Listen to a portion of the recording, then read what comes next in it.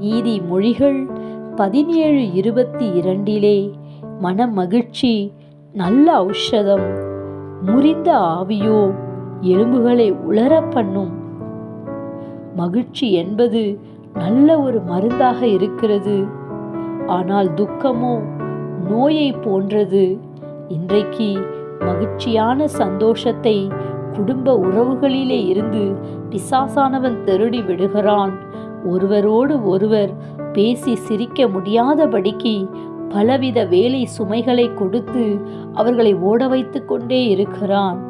ஆனால் வேதத்திலே நாம் வாசிக்கிறோம், சங்கீத புஸ்தகத்திலே வேதம் என் மனமகிழ்ச்சி என்று சொல்லி, ஆம், உம்முடைய வேதம் என் மனமகிழ்ச்சியாய் இராவிட்டால் நான் என் துக்கத்திலே அழிந்து போயிருப்பேன் என்று சொல்லி எத்தனை முறை நாம் துக்கத்திலே இருக்கிற நேரத்திலெல்லாம் வேதமாகிய கர்த்தருடைய வார்த்தை நமக்குள் வந்து மனமகிழ்ச்சியை நமக்கு கொடுத்திருக்கிறது.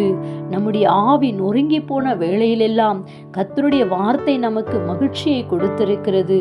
வேதமே நம் மனமகிழ்ச்சி. Have a nice day. God bless you.